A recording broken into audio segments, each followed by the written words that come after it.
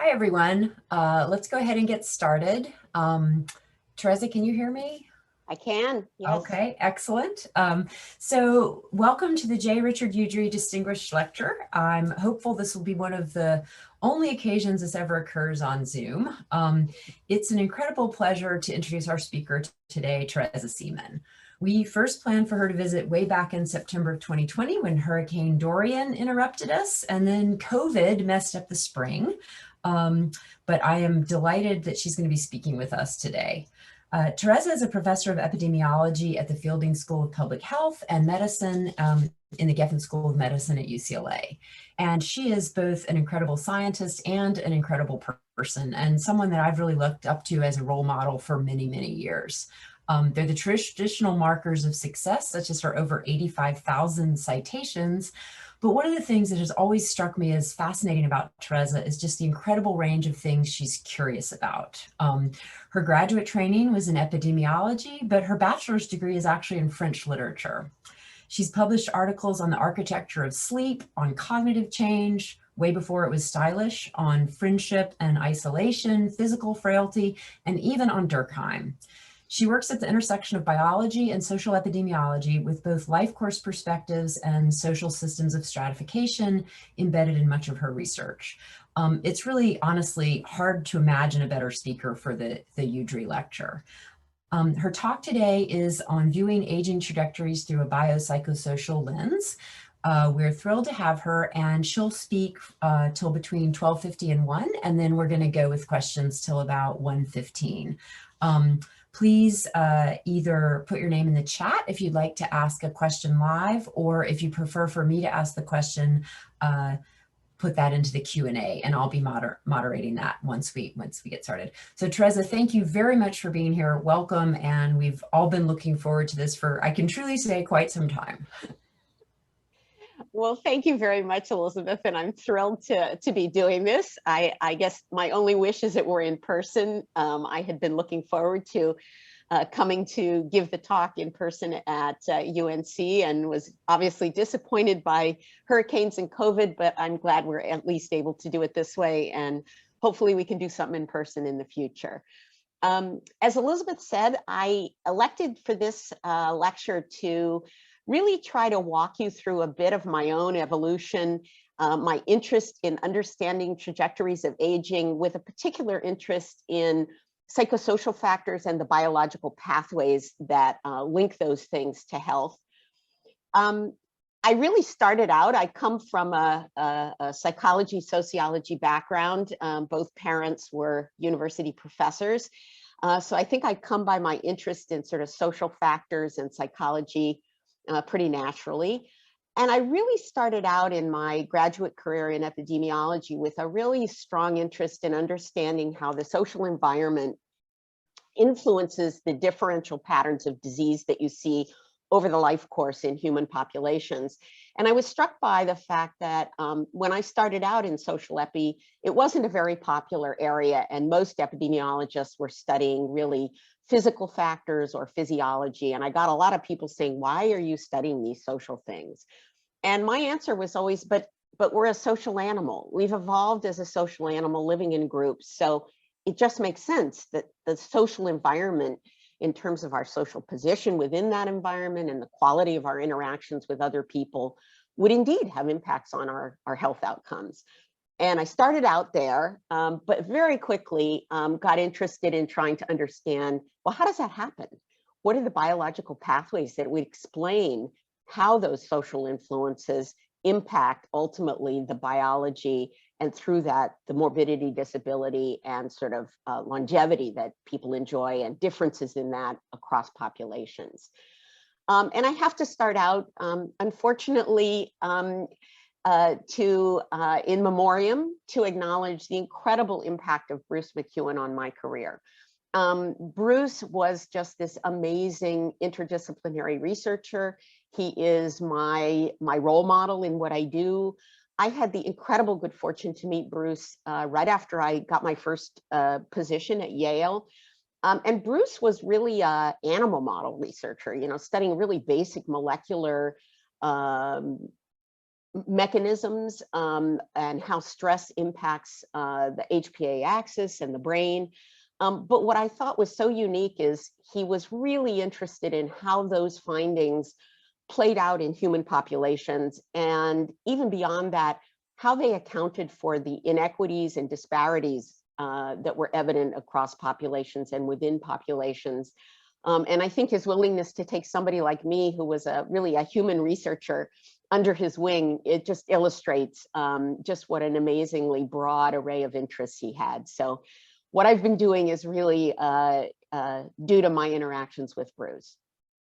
And really, I think the reason I hooked up with Bruce was I had been studying social factors and looking at biological pathways, but doing so in the sort of more traditional way that most people looked at biology, which was one individual parameter at a time. And I was getting really frustrated with that because social factors were showing up related to so many different things that it just didn't seem right to be looking at these things separately.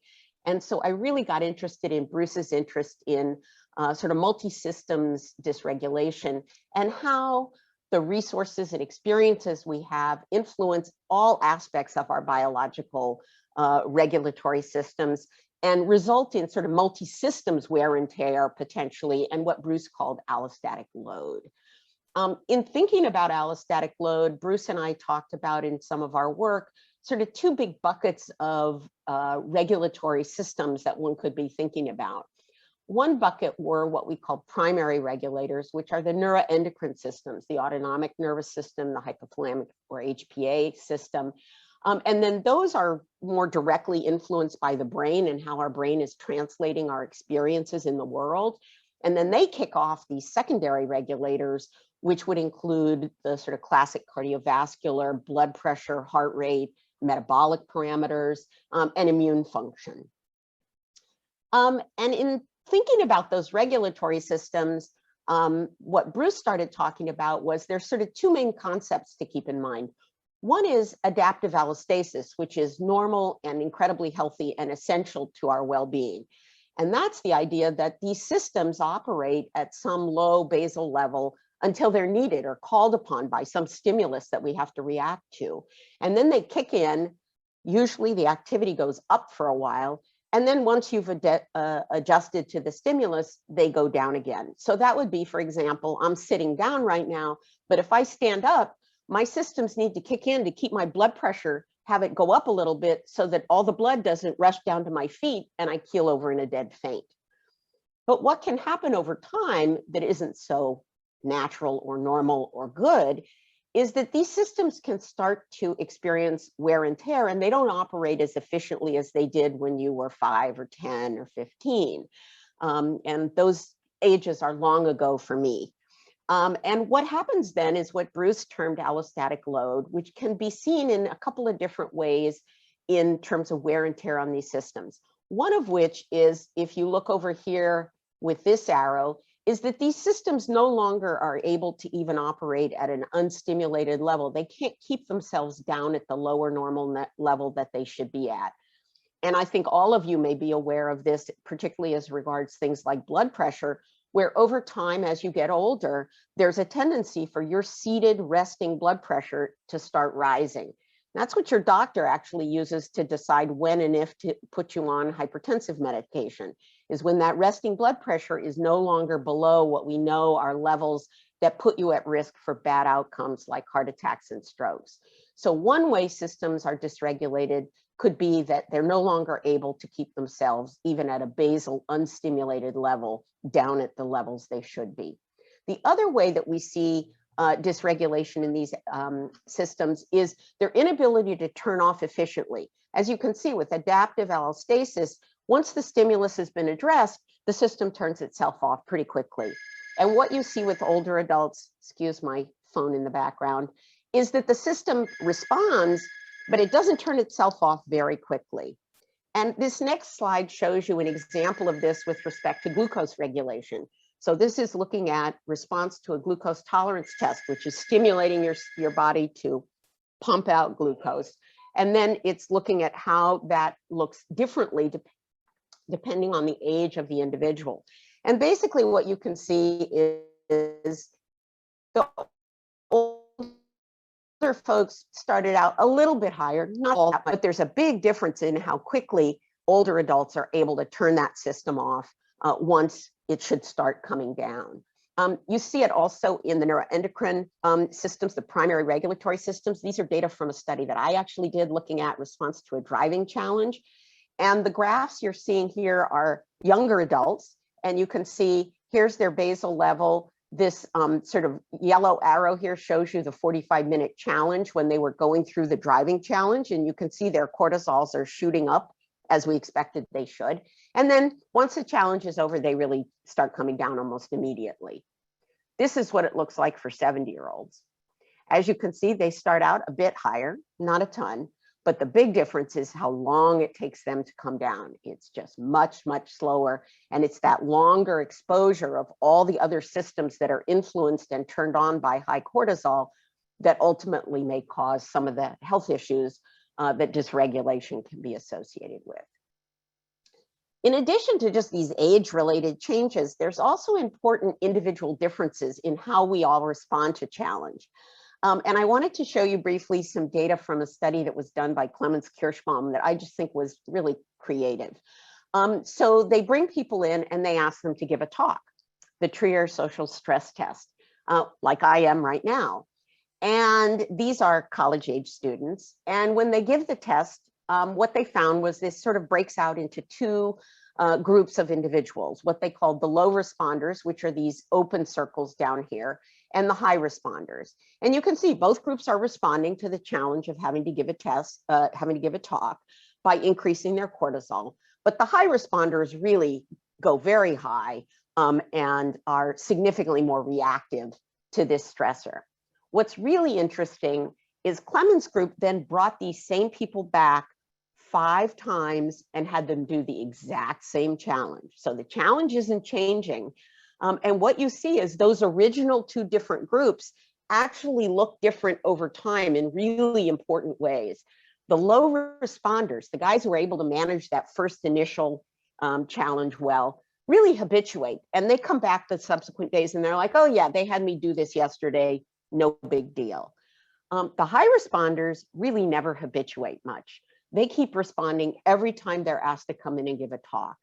And what I use this to illustrate is, there are people who are just going to be more reactive to the same stressor if it happens again, but also theoretically maybe to anything that kind of comes along that is a stressor of one sort or another. And when Clemens' group looked at what differentiates these groups, among the things that really differentiated was their perception of their own skills in managing their surroundings.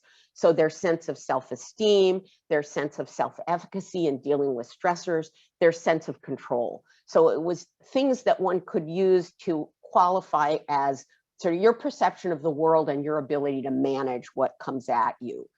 So important to bear in mind, there's these age trends, but there's also these individual differences in how we just react to the things that confront us. And so, as I said, starting out, I've been interested in sort of social patterning. And of course, a major patterning in our worlds is our economic or social status within the larger group that we live in. And I was interested in the degree to which that was associated with patterning of these physiological dysregulation and how that might explain the known socioeconomic gradients in most major health outcomes, with lower SES folks not doing as well. Here are some data from the US from NHANES, National Survey of Adults in the US. And what we're showing are patterns of gradients of high risk levels, a whole array of major factors, starting on the left-hand side over here with inflammation, cholesterol, pressure, and looking at what % of people of different, in this case, education groups, the red bar being the least educated, the sort of blue bar being the most educated, what % of individuals have high risk levels on these different biological parameters. And the main takeaway here is you see these pretty persistent gradients with higher percentages of people in the low SES groups having high risk levels on these things across almost every single one of these things.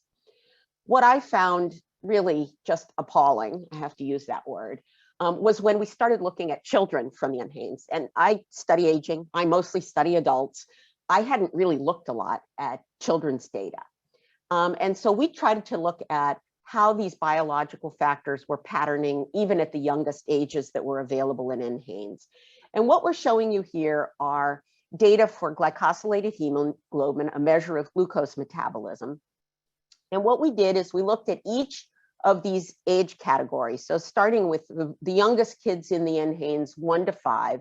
And we said within this age group, who are the kids who are in the top quartile of the distribution of glycohemoglobin for kids 1 to 5.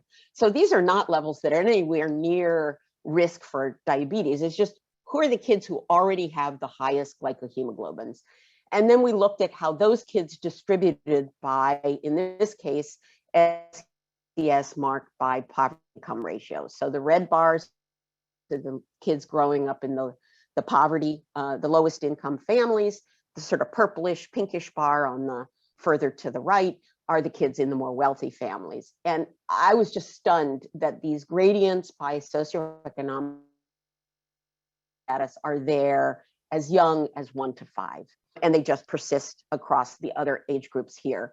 And the same thing is true for body mass index. So even at ages 1 to 5, there's this gradient with the kids growing up in poverty being much more likely to be the heavier kids at the high end of the BMI distribution for 1 to 5-year-olds. And as you won't be surprised to see, these gradients just persist across the life course from young adulthood, middle age, and older ages. This is glycohemoglobin, and here's BMI. But I was just stunned at how young you start to see these gradients already in a US society. Those are secondary markers. I just wanted to point out that you see the exact same thing for primary neuroendocrine measures. These are data from Gary Evans' work, looking at cortisol, overnight levels of cortisol, epinephrine, and norepinephrine, so HPA and sympathetic activity. And you can see that the kids growing up in families that live in poverty have higher, significantly higher levels of all of these neuroendocrine parameters overnight when the levels ought to be low. Those kids have higher average levels than kids who are living in middle income families. And again, when we compare this to what's happening in adulthood, these are data I collected in a study we did with cardia subjects who were ages 32 to 45. You see that same gradient here looking across different educational categories. And again, the less educated adults in this case, again, had higher levels of these endocrine markers. I'm not showing you cortisol here, but it shows the same gradient. So seeing these kind of repeated patterns across all the major parameters that I've been looking at, as I said, the concept of allostatic load and taking a more multi-systems view of biological risks was quite attractive when I heard about it from Bruce.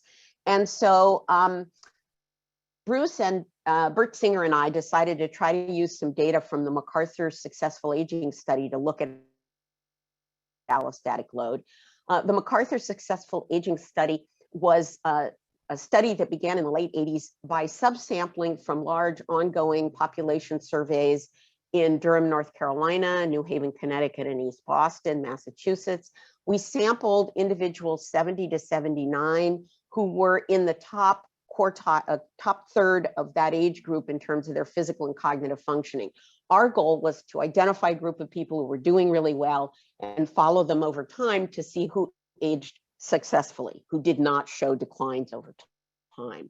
And as part of that study, we had collected a lot of biological data, much more than most big epidemiologic population studies. And so Bert and Bruce and I got to chatting one day. It was after a meeting in San Francisco of a MacArthur Research Network on Aging. And we were sitting in the bar and we started talking about allostatic load. And I said, you know, nobody's ever really tried to measure it. Why don't we try to do something? And so we decided to try to use the MacArthur data. And we decided to start with a really simple approach of basically counting how many of the parameters that could be part of allostatic load that we had in MacArthur, how many of those did you have a value that was in the top quartile? And as shown on this slide, In the MacArthur study, we had measures of cardiovascular function, HPA axis and sympathetic nervous system activity, metabolism, inflammation, lung function, and renal function. So we ended up just counting up how many of the different parameters each individual had a value in the top quartile of the distribution. So theoretically, the higher risk levels on these different parameters. And here's just the distribution of what those cumulative scores look like in MacArthur. The green bars here are the MacArthur high functioning group. And as you can see, for a bunch of 70 to 79-year-olds, you might be kind of surprised that the values are skewed towards the lower end. There aren't that many people with really high values. But if you add in and you look at what that distribution looks like, in the yellow bars are sort of more medium function, and the red bars are the people who have a lot more disability. What you see is in 70 to 79-year-olds who aren't doing so well, indeed, allostatic load values are higher. We then went on to look at, for the high function group, how do those differences at baseline in allostatic load predict your subsequent health trajectories? And a major outcome, obviously, of interest was mortality. As this slide shows you, we found that indeed baseline levels of allostatic load were very strong predictors of mortality, and a very strong trend with higher levels of allostatic load, higher risk for mortality. We also looked at a number of other outcomes prospectively, and those same baseline allostatic load levels predict incident cardiovascular events in that sample, and they also predict who is more likely to show declines in physical and cognitive performance post-baseline. One of the other things we did, there were a number of questions raised when we first published our data that, is it the case that all aspects of your allostatic load measure are really contributing to the overall risks, or is what you're seeing really due to some subscale or subcomponent, and the other things really aren't adding anything? So it's not really cumulative, it's just the stress hormones. And so we took our overall allostatic load index and we split it up into these three major sub-indices. One of the cardiovascular risk, that's our blood pressure and metabolism of lipids and glucose, stress hormones, and then markers of inflammation. And then we put these three subscales in the model together. And what you see here is what we were able to show is indeed all three of these different aspects of allostatic load are actually contributing significantly, in this case, to the prediction of mortality. And I just wanted to also show you, we went on to do some work. The first work was just in this sort of odd MacArthur sample of 70 to 79-year-olds. We went on to look at how allostatic load predicted mortality in a national sample in NHANES. And as you can see, we replicated the finding from MacArthur, higher levels of allostatic load associated with significantly increased risks for mortality in the three main race ethnic groups that were available in NHANES: whites, blacks, and Hispanics. My own interest was also then in, so how does this allostatic load accumulate over time? Does it show this lifetime accumulation? And one of the ways I started out looking at this was just taking the MacArthur aging data and sort of comparing it to what I'd been able to collect in the CARDIA study. As I indicated, that's a study, it's actually was originally started in the mid-80s to look at the development of cardiovascular risk. We did our sub-study when these participants were 33 to 45, and so comparing them to our 70-year-olds in MacArthur. And my question was, with age, do you see a shift in these biological parameters towards higher risk levels? Are more and more people exhibiting some level of dysregulation so that the levels we measure on them look higher risk? And indeed, that's exactly what we saw. The red bars here are CARDIA, the yellow bars are MacArthur, the older cohort. And what I'm showing you here is what's the value that indicates the top quartile of risk.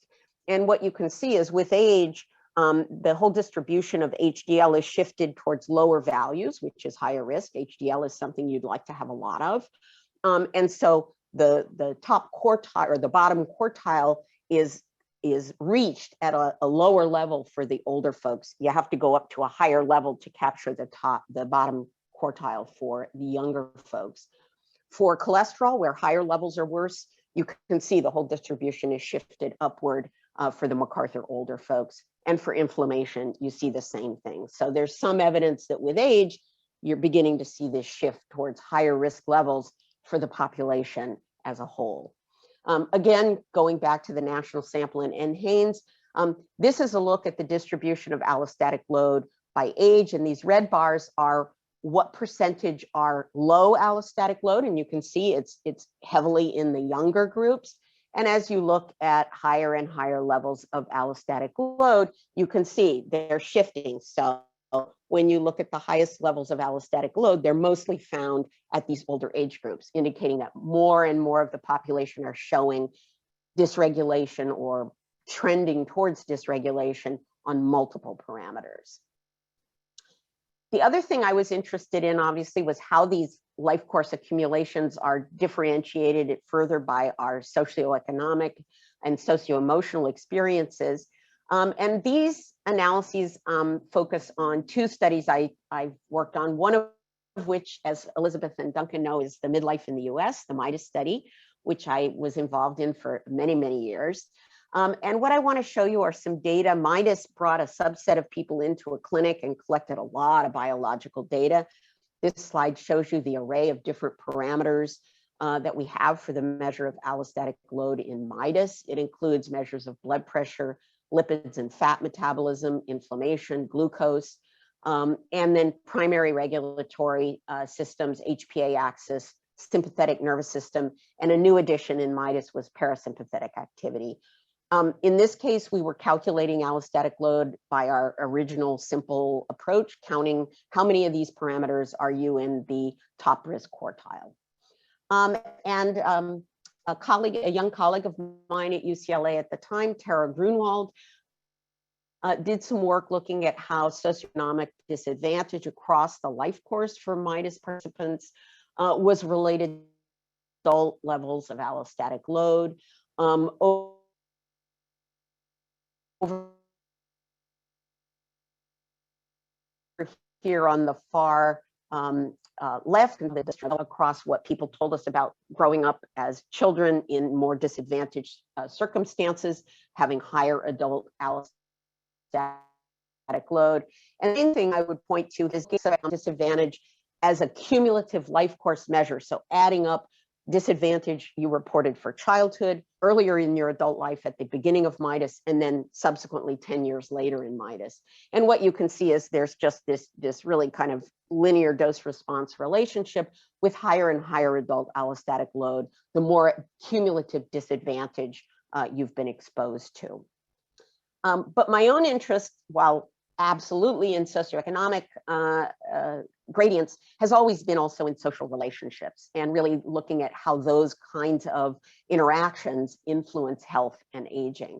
And using some data from Cardia, we looked at how different aspects of your social world, social relationships were related to levels of allostatic load. And the first thing I would to is over here on the left-hand side is our measure of just the numbers of social ties you report having, how many different people are in your network.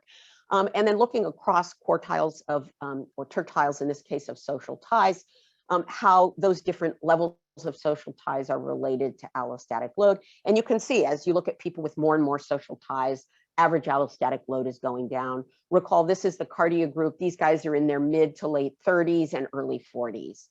And then we looked at aspects or qualities of those social relationships. And Cardia was one of the first studies where we actually included measures, not just of the positive things, the social support aspects of your ties, but we also asked about social conflict. I'm sure all of you are very well aware of the fact that your social ties, while they are wonderful in many cases, can also be a pain in the you-know-what. And what these data show is exactly that as you look at groups for emotional support, for example, more and more support, lower level of allostatic load you are evidencing. But the sharp and is actually steeper, which is the more social support having with your social ties, the higher your allostatic load. So we are just, as I said in the beginning, we have evolved as a social animal. And as such, we are exquisitely sensitive, it appears, to both the positive aspects of our social relationships, but also to the negative aspects of our social relationships. So this is the overall allostatic load data, and I just briefly wanted to dig down just a little bit to show you how, when we look at the components of allostatic load, we again find these consistent patterns. These are data here for diurnal cortisol, so one of the primary regulators. And we're looking at two aspects of the diurnal cycle. For those of you who aren't familiar with your diurnal rhythm of cortisol, cortisol normally starts out as you wake up, it's going to rise really sharply for about the first 30 minutes after you're awake. And then it starts this downward trend that basically continues all day until you go to bed. And what we think is healthy at this point is a diurnal rhythm that's actually quite steep. So a good rise in the morning we think is a good thing, and then you want it to turn off. So here what we're showing is people who report more emotional support indeed seem to show a sharper morning rise. So we think that's good. And then they have these green bars over here. They have a more negative PM slope, which we also think is a good thing. And social conflict shows the opposite. So the less social conflict you report, the steeper that morning rise, the green bar again, and the less social conflict you report, the steeper your evening decline. So again, conflict is not good for your HPA axis rhythm. And those are the primary, an example of a primary regulator. Looking at an example of the secondary regulators, we see these patterns again. This case, inflammation, so lower inflammation if you're more integrated, if you report more support, but more conflict being associated with an increased average inflammatory burden. So this is where I wanted to get to in my talk. This is what I'm up to these days. And as Elizabeth and Duncan know, this is my passion. So having done a lot of research over the years and sort of documented the ways in which our social relationships influence health, I really wanted to sort of use those data and try to do something about it. And so I have been running a program called Generation Exchange and doing various research projects associated with it. Generation Exchange, as these pictures hint at, is a program where we recruit older adults. We train them to work in elementary schools with kids. And what we're hoping to show is that this is beneficial to both generations. And so particularly for the older adults, I really wanted to try to address this question of, is there still plasticity at older ages? Can we do interventions on the things we know influence health and well-being, even at older ages, and improve outcomes for people? And so Generation Exchange is designed to intervene on physical activity, social engagement, cognitive stimulation, and psychological well-being. Its goal is to really foster resilience through an intergenerational set of relationships that we hope are sort of a win-win setup. We're trying to leverage a reservoir of talent and experience from older adults with our rapidly growing population of older adults, that this is a growing resource. It's not a problem, it's a benefit. And to use them to address unmet needs and create a greater social good. And to do so, as I said, by bringing these adults together with kids in elementary school to create better health outcomes for the adults and hopefully better educational and mental health outcomes for the kids. So the goal is to create high impact generative roles for the older adults that will attract them to participate and stay in the program, to incorporate health promotion into the way we've structured the role that these older adults fulfill, and hopefully to demonstrate that programs like this on a larger scale could actually have large societal benefits, enhancing education outcomes and demonstrating the benefits of having older adults in our population. So we recruit older adults 50 and older to serve in elementary schools. Right now we're in K through 3rd grade. We're adding 4th and 5th grade starting next year. We insist that the older adults are given meaningful roles, that they do tutoring and mentoring, and that they're fulfilling important needs in the schools. They are not allowed to do filing or grading. We tell the principals, we teach the teachers, and we insist to our volunteers, if a teacher asks you to do that every now and then, that's okay. But if it turns into a regular thing, if you're not interacting directly with the kids, let us know and we'll need to talk to them, because you need to be interacting with the kids. We're supposed to be setting something up where you get the benefit of working with these kids and they get the benefit of working with you. We require what we call a high intensity dose. The older adults have to commit to 10 hours a week in the classroom. And we do this for two reasons. One, we think if they do less, then the health promotion isn't going to be there. If they only do a couple hours a week, we don't think that's going to make a big difference in their own outcomes. We also think if they're not there very often, it's not going to make much of a difference in the kids' outcomes. So it's meant to really make them a regular presence in the classroom to benefit them and the kids. We put a critical mass, a team of older adults. It's a minimum of 10, and in some of our schools, it's 12 or 15 of them. We try to cover all the classrooms in K through third grade. And the goal is to have enough people to really make a difference in the school. So the school and the teachers, everybody sees the difference, and that kind of incentivizes everybody to keep doing it. But also importantly, we want a team in the School of Older Adults so they have this network of team members to interact with. There's a weekly team meeting where they get together and talk about what's going well. You can bring your challenges. You're working with a kid, you're having trouble. You can bring it to the team meeting, and somebody else in the room probably had that kid in a class the year before, might be able to help you. And you can see one of our teams down here in the bottom right-hand corner. This is pajama day. And so they all came to the school in their pajamas, as do all the teachers and the kids. The sustained dose is a full school year. We go into the classrooms when school opens in the fall, and we're there until it closes at the end of the spring. And we hope the health promotion for these older adults is via the physical, social, and cognitive activity that are required to do the project or do the program, and that it's psychologically and emotionally fulfilling. And as you'll see, we're collecting some data which suggests that indeed it is having those effects. So here are some of the initial data for the older adults in terms of some of the biological data. On the far left, you can see CRP, there's a little bit of a reduction, not a whole lot. But in this box is sort of the cholesterol changes, which are all in the right or the direction we would hope. So HDL seems to go up a bit, and all of the other cholesterols, LDL, triglycerides, and total are dropping.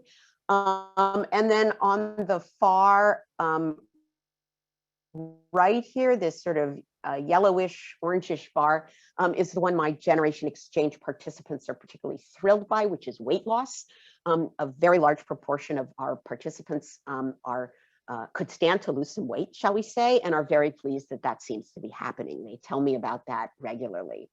The one thing that doesn't seem to be changing much at all that we're hoping we can budge in the future is the red or reddish orange little bar here, which is glucose metabolism. And that one's, it looks a little up, but basically hasn't changed much at all. So we're still working on that one.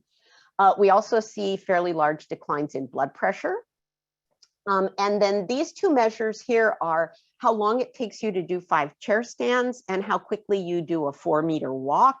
And they're both getting lower, meaning faster. So we're really pleased to see that that's happening. And a number of my generation exchange folks tell me they start out at the beginning of the school year, they have trouble walking up to the 2nd floor. They have to stop midway up the flight of stairs. And by the end of the year, they're, as they put it, cruising on up there. So we think it is making a difference. The other really exciting thing we did recently is we did a pilot study that I did with Steve Cole. He's very interested in gene expression, particularly around inflammation and antiviral response. And this slide is showing you changes over a 9-month period, showing that over time, our participants showed a reduction in pro-inflammatory activity, and they showed an upregulation of antiviral response, both of which are really good. And Steve and I actually just recently put in an R01 to try to get antiviral response really is improving. That is the kind of thing that helps ward off infection with COVID. So that would be really exciting. So stay tuned. Maybe next time I have data about this, I can come and do it in person. In terms of social engagement, the program seems to be doing what I was hoping it would do. Everybody tells me they make new friends because they meet all the other adults at their school, they meet the teachers, they meet the kids. The average number of new friends they're reporting is 11. And I keep checking on that because that was just startling, but they get to know all kinds of people while they're part of the program. 40% of them say they not only get together at the school where they're all there anyway, but they actually arrange things socially outside of school with these new friends. And then psychologically, 100% of the Gen Xers report that they report a sense of well-being. They feel like they're doing something really important and contributing to the greater good. In terms of the kids, I just briefly wanted to say we're seeing some encouraging signs there too. Principals are telling me there's a reduction in office referrals in the classrooms that have Gen X. There's an increase in attendance.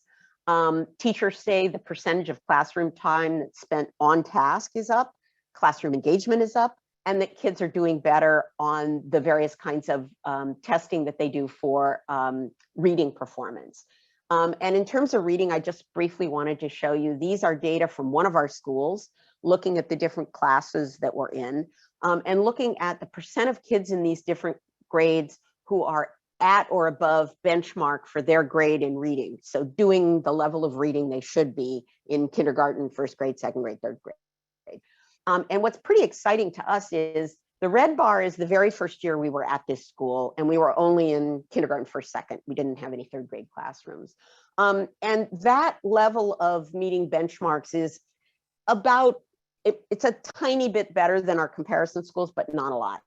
But what's really exciting is as the program is there, the second, third, and fourth years were there, and we kind of get our ground game going. What you can see is we're really improving on performance in these classrooms, and these data are borne out by just the anecdotal comments I get from teachers who are just absolutely thrilled at what they're seeing in terms of the overall performance in their classrooms in kids meeting benchmarks for reading. And I just briefly wanted to show you a little bit about what we're looking at going forward, because it's been pretty sobering what we're seeing in terms of what happened during COVID. These are data from LAUSD, and it's comparing, the gray bar is last year before COVID. The yellow bar is what they're seeing with COVID. These are tests that were done for the fall. And what you can see is in the red box, I've put the grades that we're in. And particularly, I would say, take a look at those early grades when kids are really starting to learn the basics of reading. And what you can see is there's just these incredible drops. Those yellow bars are way down from where they were the year before. And that wasn't fabulous, but now it's just awful. And we just feel like there's going to be a huge amount of catch up that has to happen if these kids are going to get to a point where they can succeed in school. They have to be able to read. It's particularly sobering for us because those reductions are particularly strong in the African American and Latino communities, populations of kids. And those are the kids who are the predominant populations in the schools that we're in. For those of you who know LA, we're in South LA. So we're in the schools there aren't very many white kids in the schools that we're in. And a lot of the kids in our schools are also in the foster care system, or are homeless, or are English language learners. And this is looking at the percentage of those populations who are meeting reading and math scores when they enter middle school. And you can see these are for this year, fall 2020, and they're awful. So this is just, my hair's on fire. I'm madly trying to get money because I would like Gen X to be in every elementary school in LAUSD in the fall, because I think there's a huge problem that we're going to have to address that is the result of COVID. There's bad problems before, it's just worse now. So in terms of moving to remote instruction, I just have to tout the skills of my Gen Xers who are mostly in their 60s and 70s. We trained them to use Zoom. We put up a tent with no sides in a church parking lot. We brought them in small groups. They sat at individual tables. We got laptops that were donated by some nonprofits, and we trained them how to use Zoom. We did their fall training on Zoom, and we put them in classrooms last fall. And it's been going absolutely great. The teachers put our volunteers in little breakout rooms with small groups of kids where they work with the kids.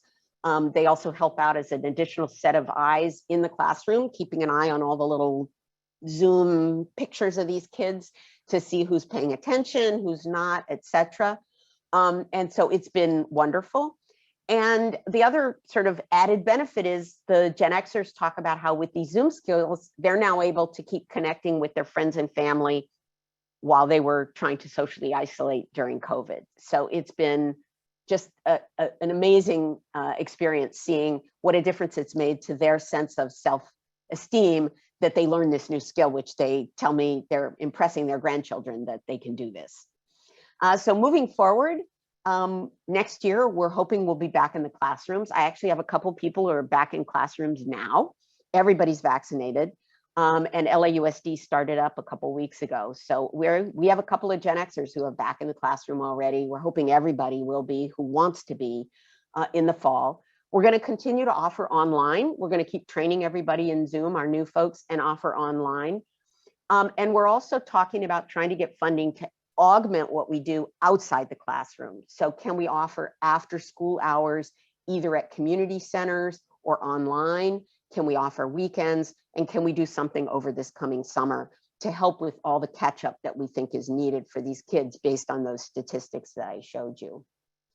And then we're going to keep assessing outcomes, hoping to show that we can really help to alleviate some of the deficits that we think are going to be just impossible otherwise in some of these kids.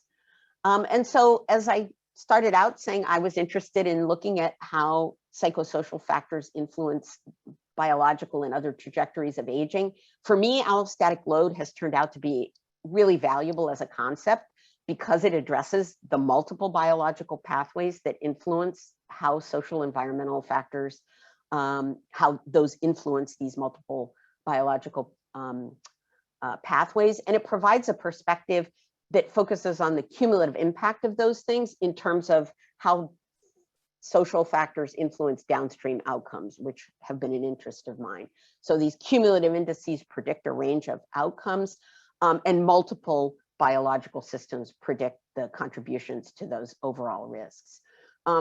As I outlined, hopefully above, these indices are related to a number of the aspects of our environment that can constitute social stress, lower socioeconomic status, and poorer quality and quantity of our social relationships. But I really want to end on what I think is a more upbeat note, which is that I think these latest data that I've been looking at suggests that there is indeed later life plasticity. It's not too late. Even in later life, these biological parameters are malleable. And I think the generation exchange program really is beginning to show that we can generate some health benefits for older adults, lowering blood pressure, reducing weight, improving inflammatory and immune function, and really doing it in a way that, importantly, I think shows benefits to their social and psychological well-being. You know, physical well-being is really important, but I really want people to be enjoying those later years. And I have to say our Gen X folks really seem engaged with the kids, with each other, and really enjoying it. And I really am hoping something like this can illustrate how we can generate benefits across a wide array of parameters, both for older adults and hopefully for these kids. I mean, if we can help these kids get off to a better educational start and provide sort of mentoring and just emotional support that our older adults provide to them, one really hopes that they can then be, these kids can then enjoy much better trajectories of aging and sort of life course well-being over time themselves. So obviously going to take a long time to show whether we can have those long-term impacts on the kids, but that's what we're up to these days. And I just wanted to finish by acknowledging all of my fabulous key collaborators who make all of this fun and worthwhile. Bruce McEwen, who got me on this journey. And then my current collaborators, Arun Karlamangla, who's a geriatrician at UCLA, Duncan Thomas, who many of you know, Eileen Crimmins, Sharon Merkin, and Steve Cole. And then obviously the participants in the various studies that I've been involved with, Cardia, Midas, Mesa, and the Generation Exchange family, who are my current partners in crime. So with that, I'll conclude my own remarks, and I'm happy to answer questions. Well, thanks, Teresa. That was fabulous. What a wonderful set of information about your work, and fascinating the generation exchange that you're involved in now. So we have a question that's come in through the Q&A from Martin Rodriguez. I'm going to ask that, and then for you guys, please either put your questions in Q&A and I'll read them, or your name in the chat and Tim will turn on your mic and then you can just ask it live. So Martin asks, could BMI be a confounder in your physiological social studies, as there's an inverse correlation between socioeconomic status and BMI, and increased BMI as an underlying condition for inflammation? Yeah, so that's a really great question. And, you know, BMI is itself influenced by so many of these underlying physiological parameters. So we've looked at some of our summary indices with it in and with it out. It doesn't really change the findings, but you're right, you know, BMI is associated with greater inflammation. It's also driven in part by, you know, obviously overindulgence in calories that are you know, can then be, you know, turned into higher levels of glucose and higher levels of lipids. And so I think it really illustrates the ways in which our whole body is this interlinked, complex system of systems that talk to each other. So all of these things, I mean, BMI is a great example, but you know, all of these systems are talking to each other all the time. And indeed, I didn't spend a lot of time in this talk because I really wanted to be sure I got to the generation exchange stuff. But because of this sort of crosstalk between systems, we've actually done a lot of work trying to see if it makes a big difference modeling or scoring allostatic load in different ways that take account of those interconnections among the systems more explicitly than just counting. And what's kind of interesting is, I didn't show you, but when you do sort of more direct comparisons, surprisingly, or maybe not surprisingly, the count system does pretty much as well as just about anything else we've tried that looks much more at much more sophisticated scoring of structural equation modeling, where we're allowing for these interconnections among these things much more explicitly. So you're right. I mean, BMI is a complex concept and sort of is an indirect indicator of dysregulation in a number of systems. And so it is always a question of do you put it in or not? But we've frequently included it in part because it's something you can usually measure more easily than some of the others. And some of the studies we've done don't have as rich an array of the actual underlying inflammation, you know, and sympathetic and HPA axis stuff. So BMI ends up being a sort of indirect indicator of underlying dysregulations in some other systems. But great question. Thanks. I have no great solution other than try it various ways. Okay, another question from the Q&A. I'm curious if generation exchange could be scaled up to other cities around the country, perhaps through partnering with similar programs such as Experience Corps. Yeah, so generation exchange is actually an adaptation from Experience Corps. I worked on Experience Corps back when it was starting up with Mark Friedman and Linda Fried, and was actually part of the randomized trial that Experience Corps did. To be really frank, the reason that I didn't use the Experience Corps name is that AARP took it over. And by the time I was trying to do something in LA, it had become clear that there were some issues around how they wanted that model to be implemented. And they were implementing a model that did not adhere to a number of the original parameters that Linda and Mark and I thought were important. Among the most important is they weren't insisting that people put in a whole bunch of hours. And I didn't want to run something where I didn't think it was going to be making the difference that it could. Mm-hmm. And so we ended up modifying, changing the name, and modifying a number of other things that we do. But it is very similar to Experience Corps. And we've actually been in conversations with folks in other cities. We were actually just about to start up a version of Generation Exchange in Omaha right when COVID hit. And so we're discussing whether we think we're going to try to do it next fall. It's looking like they're going to want to wait a year just because there's going to be so much about restarting schools in the fall post-COVID that trying to add a new program seems like crazy. And so I think it's going to wait, but we are talking to people. And then Elizabeth and Duncan and I have talked about doing Indonesia version of Generation Exchange, which I'm still waiting for my first trip to Indonesia. So I'm all for it. Well, I look forward to your first trip to Indonesia. Hopefully 2020 will be the year. Okay, question from Milagros Ruiz. It was great to learn about the Generation Exchange program. Can you please share with us how similar the older adults and school children are in terms of ethnicity, socioeconomic position? Are they from the same communities? Yes, sorry, I should have made that clearer. Yes, they are. So one of the things that we do is we explicitly try to recruit our older adults from the communities that are around the schools that we're at.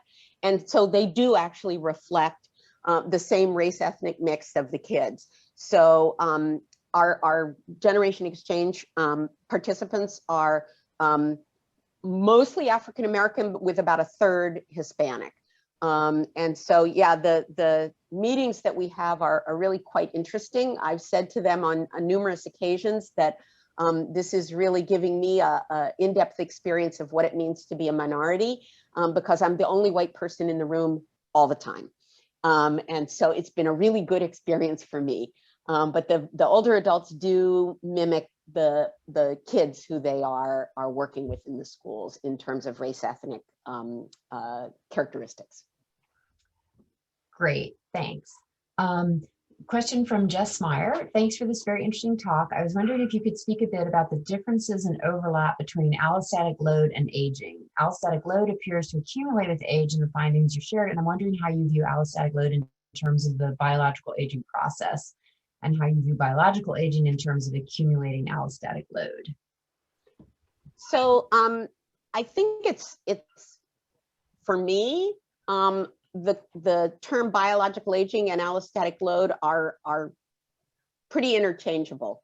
You know, I see allostatic load as a concept that tries to, you know, biologic aging could be looking at individual parameters particularly. And what allostatic load does is I think it explicitly focuses the lens at a multi-systems view, and really that cumulative, take that bigger, broader view of what's going on biologically. And so I think of allostatic load as an index of biologic aging, that it's an index of the extent to which your regulatory systems are no longer functioning as they optimally should. And that over time, people move on that continuum towards more and more allostatic load, faster or slower, with a general tendency over time as we age to move across that continuum, but some of us are moving faster and some of us are moving slower. So I see allostatic load really as very similar to the idea of biologic aging. I'm not sure everybody would agree with that, but that's my way of thinking and looking at these things. And then I think Bob Hummer is going to ask his question. Okay. Hi, Bob. Hi, Teresa. Thank you so much for such a fabulous talk. Yeah, it's great to finally have you here. So yeah, someday it'll be in person. Exactly. So on allostatic load as well, it's always hard for me to figure out how to handle medications and control that, you know, people get high blood pressure, high cholesterol, and they start taking pills, and you know, they get control of this. And so I just want to pick your brain a little. What's your latest thinking on this in terms of allostatic load? Because the medications bring in all kinds of complex issues for me, at least. You know, what does that mean when people have these kind of underlying health issues, but they're controlled, but there's access to care issues involved? And I just never know really what to do and how to think about this issue. So anyway, if you could just speculate on that, that would be great. Thank you. Yeah, no, that's a great question. And it's an issue that we have spent a lot of time talking about, particularly with Arun Karlamangla, my colleague, who's a colleague in research and is an active practicing geriatrician, so is obviously really in the weeds on that. And Arun and I have done it a couple different ways, and it's interesting because, I mean, I think the good news is that the different ways we've tried it don't seem to make a huge difference, which suggests to me that medications, whatever they're doing, are not changing the story hugely. And what I mean by that is, so we started out where we said, we're going to look at what your actual values are. And so in scoring allostatic load, if your blood pressure is controlled, you don't get counted as having a problem on that. But we're going to interact that with meds. So meds are in the model, but as a separate assessment. And meds in, meds out of the model didn't seem to make a huge difference, but we weren't very satisfied with that approach. So then we said, what if we say, if you're on meds and your blood pressure is controlled, we'll give you like half a point. So it's not as bad as having actual high blood pressure, because the high blood pressure is having really bad physiological effects on other things. And so that's bad.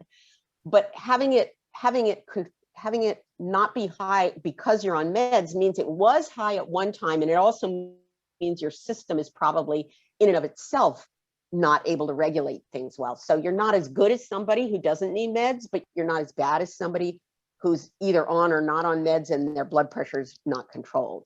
So we kind of gave you a little shove towards dysregulation, but not a full shove. And again, that didn't do a whole lot.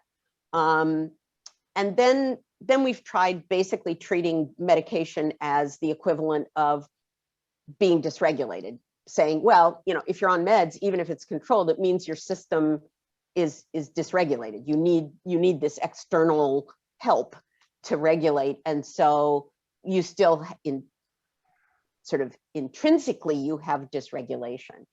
And none of that seems to make a huge difference in sort of how allostatic load, what you would say about it in terms of how it's distributed within the population, so who's high and who's low, and how it predicts outcomes.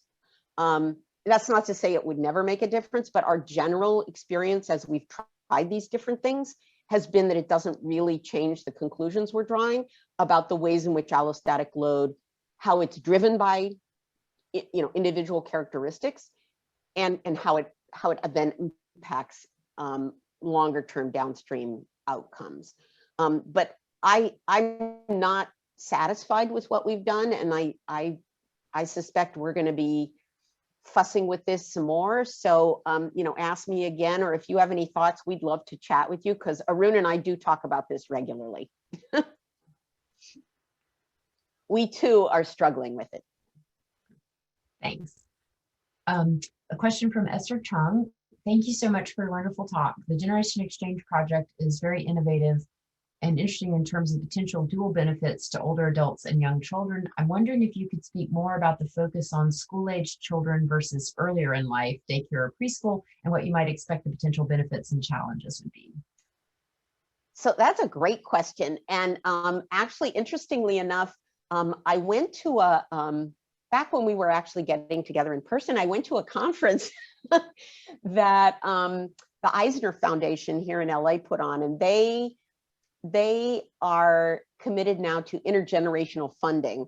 And so they brought together all these intergenerational programs, and there were a bunch of people there who do early childhood education, like, you know, preschool and down. And one of the people who was running the LA version reached out to us and said, you know, would you guys ever consider partnering with us to like add younger grades for your Gen Xers?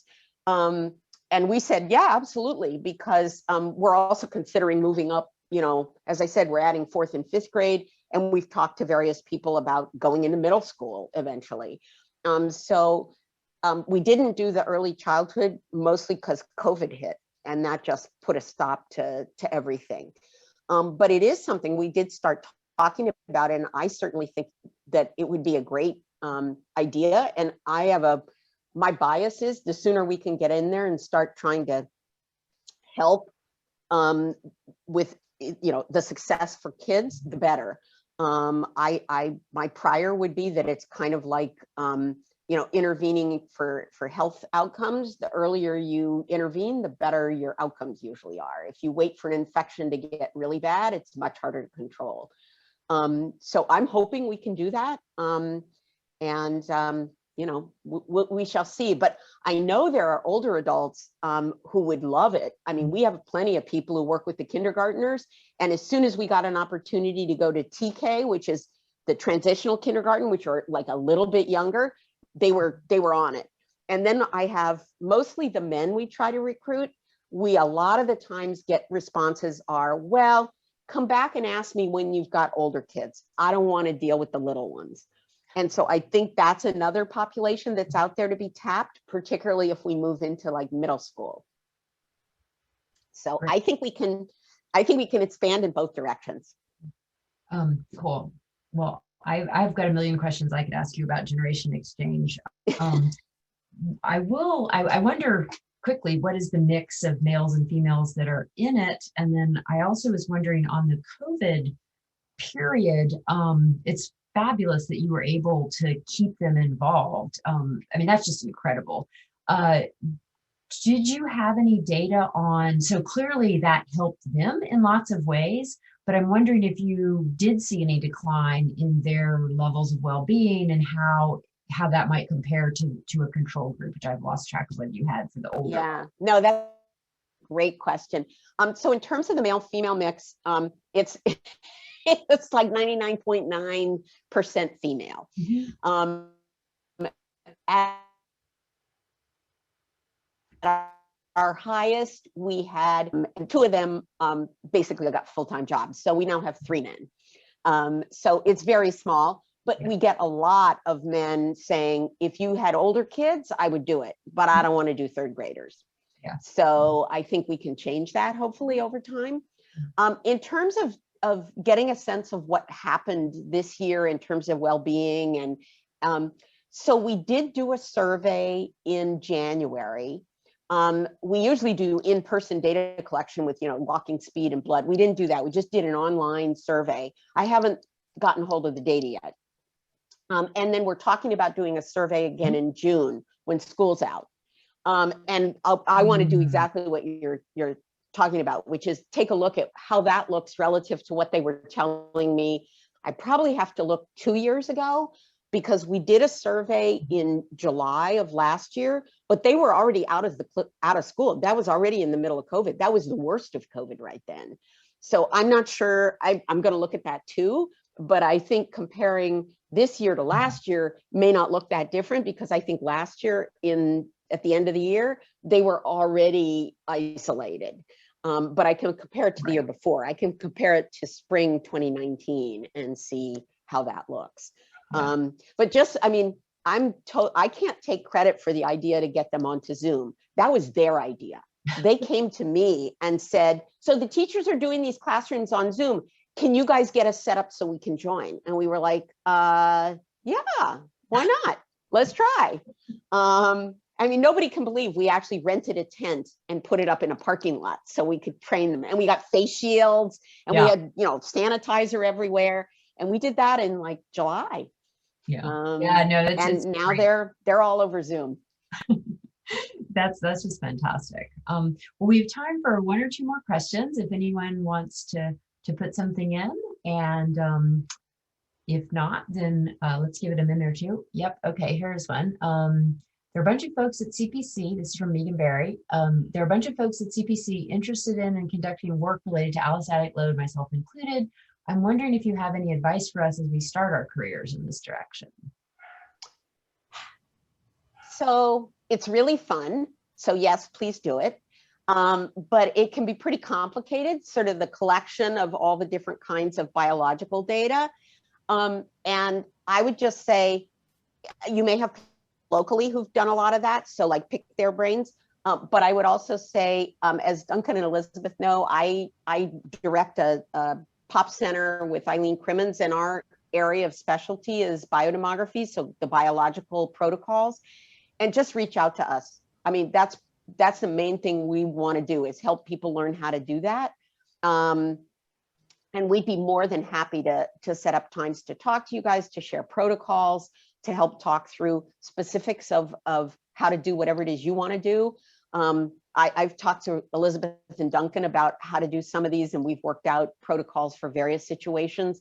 And I have a bunch of colleagues here at UCLA who I work with who are funded to provide that kind of consulting. So we'd be very happy to do that. So please don't hesitate to reach out. Great. Well, thank you very much. And a lot of the protocols are posted on our website. And Elizabeth, I can send you the website when I get off. I'll look it up. But the USC UCLA biodemography website has a lot of protocols that are already laid out. So feel free to grab those and use them, and then let us know if you have questions.